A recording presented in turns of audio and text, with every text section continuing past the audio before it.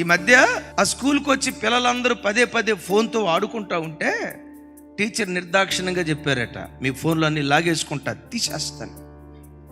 ఈ అమ్మాయి ఫోన్తో ఆడుకుంటుందో ఏం చేస్తుందో మొత్తానికి ఫోన్ లాగేసుకుంది.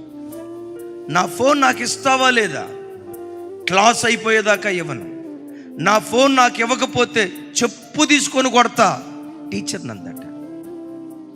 ఆ టీచర్ పాపం ఏదో ఊరకందలే అట్లెందుకు చేస్తుందిలేని కొట్టు చూద్దామని అందట. చూద్దామనే లోపు చెప్పు తీయటం తీసిందండి. టీచర్ని, తల్లి కంటే పెద్ద వయసులో ఉన్న టీచర్ని చెప్పుతో పెట పెట పెట పెట కొట్టిందండి. పాపం ఆ టీచర్ ఈ ఉద్యోగానికి ఒక నమస్కారం, ఈ స్కూల్కి ఒక నమస్కారం, అసలు ఈ వృత్తికి ఒక నమస్కారం అని రిజైన్ చేసి వెళ్ళిపోయిందట ఆ తల్లి. చూడండి ఎలాంటి తరమో. ఇప్పుడు చూడండి ఆ వీడియో.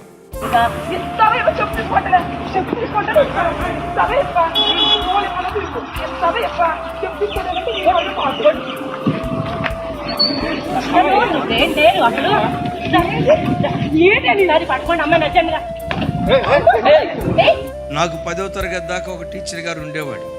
అందరూ ఇష్టపడతారు మంచి టీచర్లో. భలే స్ట్రిక్ట్ టీచర్ శివరాజు గారు అని, అజానుబాహుడు. ఆయన కొట్టాడంటే ఒంటి మీద కాంగ్రెస్ పార్టీ గుర్తుపడాల.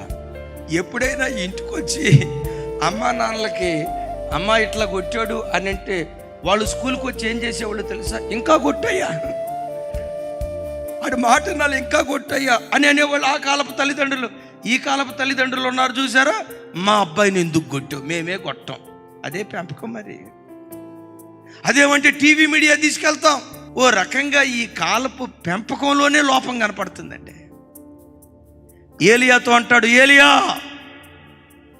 ఎక్కడి నుంచి నువ్వు బయలుదేరి సీదోను ప్రాంతంలో వెధవరాలకి నేను ఆజ్ఞాపించాను, అక్కడ కరువు కాలం అంతా నిన్ను పోషిస్తా, అక్కడికి వెళ్ళు. రాజులకే గతి లేదు కదయ్యా, మంత్రులకే గతి లేదు కదయ్యా, ఆకలి దప్పులతో అల్లాడిపోతూ ఉంటే ఓ ఓబద్య దగ్గరికి వెళ్ళమంటే వెళ్తా, నీరు ప్రవహించే చోటుకి వెళ్ళమంటే వెళ్తా, ఓ ఇశ్రాయేలు దగ్గరికి వెళ్ళమంటే వెళ్తా, అది అన్య ప్రాంతం, నన్ను అక్కడికి వెళ్ళమంటావేంటయ్యా అని అనకుండా దేవుని మాటకు ఉన్నపాటున విధేయత చూపాడు. కరువులో సమృద్ధిని అనుభవించడం ప్రారంభించాడు. నాకు ఈ మాట చెప్పేటప్పుడు బైబిల్లో ఒక సంగతి గుర్తొస్తుంది. అసలు అలాంటి విధేయత నేను నిజంగా చూపిస్తే, మనం చూపిస్తే ఎడారిలో అడుగుపెట్టిన ఎడారి ఏదేనుగా దేవుడు మారుస్తాడు.